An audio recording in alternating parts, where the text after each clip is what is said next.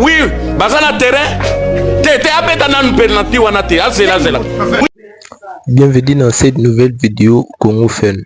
Buzoba na biso elingio panta. La guerre est commencée, tout le monde est position. Fona pengwanan. Allez, ok.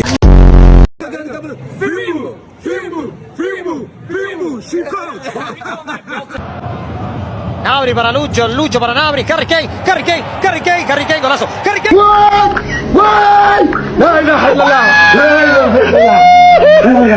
Mes très chers compatriotes, au milieu des épreuves que traverse notre nation, cette année nous aura également offert un puissant motif de fierté collective. Nos léopards viennent d'écrire une page historique du football congolais. 52 ans après notre dernière participation à une Coupe du Monde, ils ont non seulement ramené la République démocratique du Congo sur la scène mondiale, mais ils viennent aussi de franchir, avec courage et panache, un cap inédit de notre histoire sportive. Par leur brillante victoire face à l'Ouzbékistan, sur le score de 3-1, nos léopards se sont qualifiés pour la phase à élimination directe, offrant à notre peuple une joie immense, une émotion rare et une fierté qui dépasse le seul cadre du sport. Au-delà du résultat, cette victoire porte une signification profonde.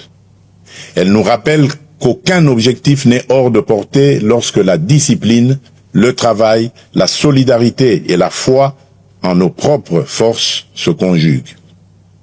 Pendant plusieurs semaines, nos différences se sont effacées derrière un même drapeau. Le nord et le sud, l'est et l'ouest, les Congolais de l'intérieur comme ceux de la diaspora ont vibré d'un même cœur, dans une même ferveur et avec une même fierté. Voilà l'image du Congo que nous devons préserver et faire grandir. Un Congo uni, ambitieux, résilient et déterminé à tenir son rang parmi les nations. Par leur courage, leur combativité et leur attachement au maillot national, nos léopards ont rappelé au monde que la République démocratique du Congo ne se résume pas à ses crises. Le Congo, c'est aussi le talent, l'audace, la discipline, la résilience et cette capacité de croire jusqu'au bout, même lorsque le chemin semble difficile. J'adresse, au nom de la nation, mes chaleureuses félicitations aux joueurs, au staff technique, aux dirigeants sportifs, à la fédération, aux supporters, ainsi qu'à toute la jeunesse congolaise qui s'est reconnue dans cette magnifique aventure.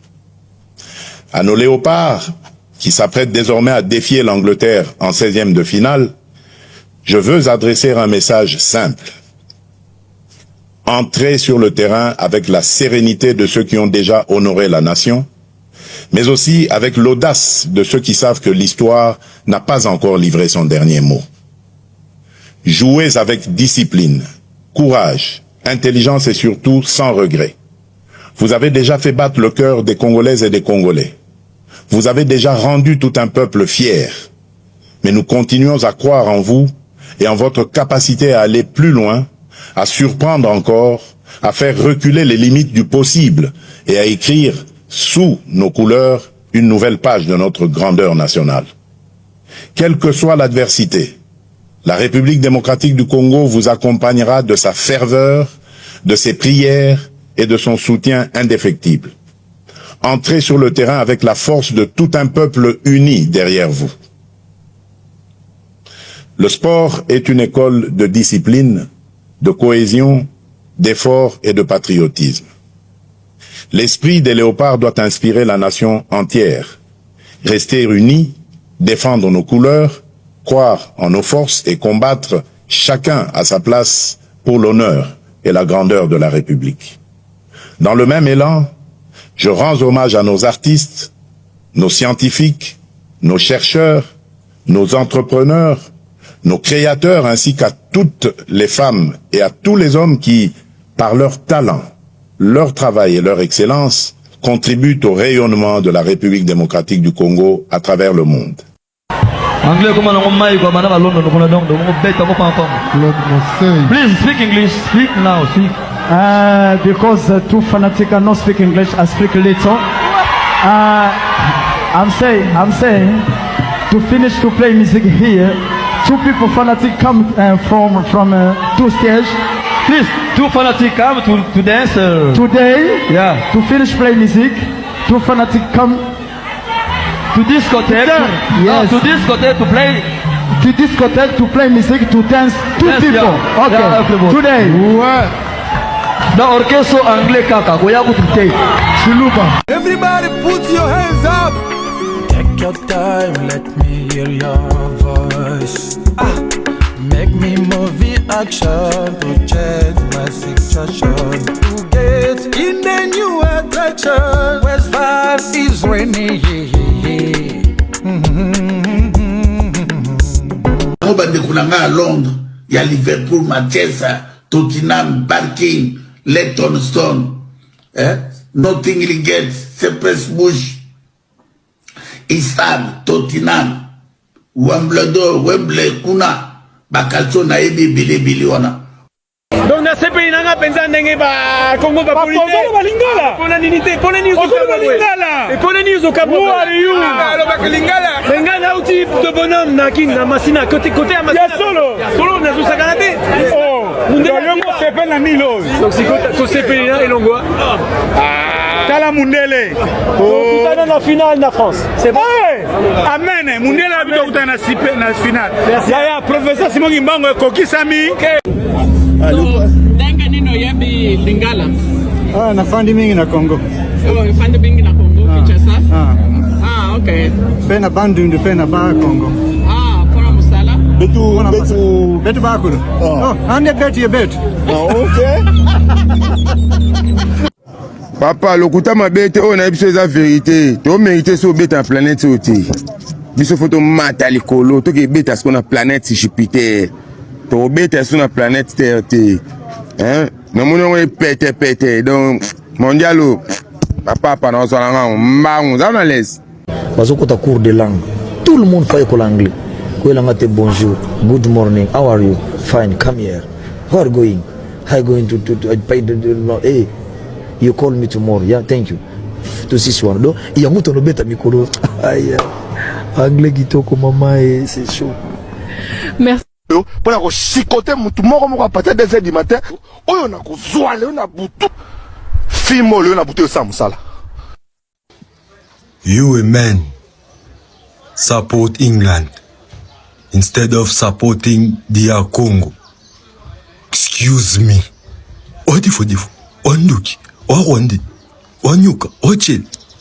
You know, like next time we're gonna play you guys, yeah? Yeah. You guys are ready? Yeah, we're gonna win. 3-1. Come on. You guys gonna win. 3-1. Toi, tu dois partir. Tu partiras.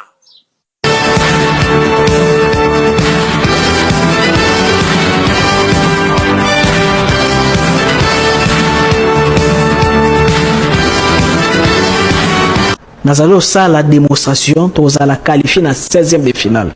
Si manango nako se concentrer pour na to aller écouter na Angleterre. Faut pas peto bêta Angleterre. Ceux qui a leur faiblesse peut-être il cause la 16e de finale et Zakalor na banilte et Zakai Sengelo gagné. Alors Tokyo Kwisa Angleterre ceux qui alors travail en parce que le Congo na misu comment Uzbekistan ya ko sabiso na 1 minute si malango ba ko annuler si malango na 10 minutes ya par wana toujours alors Tanzania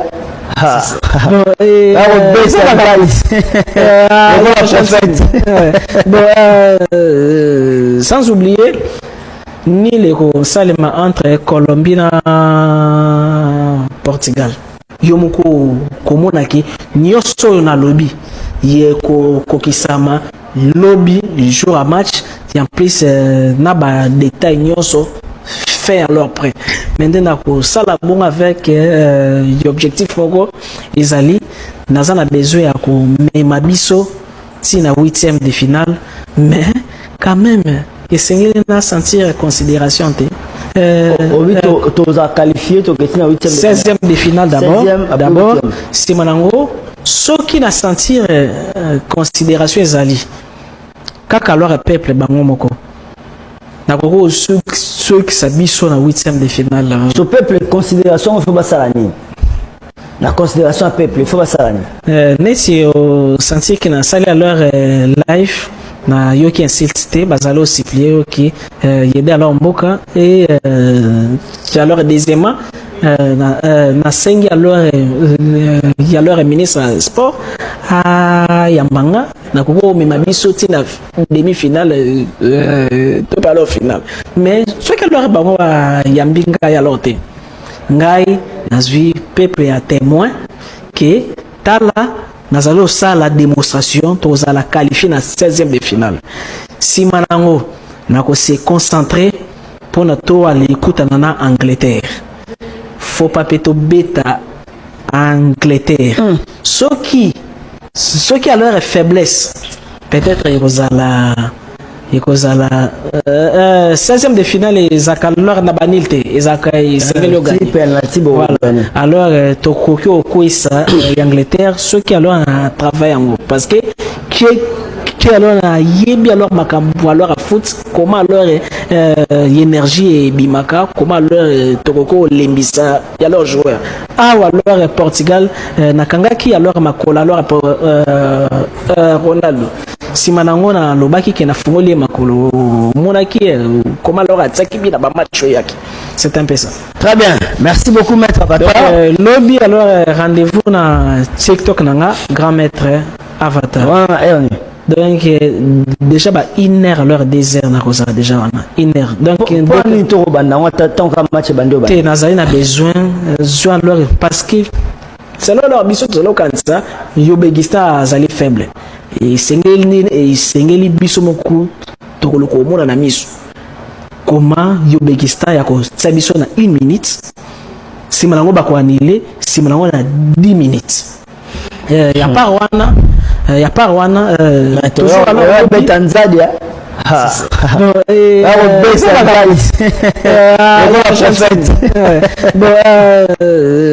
sans oublier ni les Salema entre Colombie et Portugal. Bassani. 0-0 il y a 0-0 si Manango n'a pas aidé alors Côte d'Ivoire face à Norvège a gagné n'a pas l'effort pour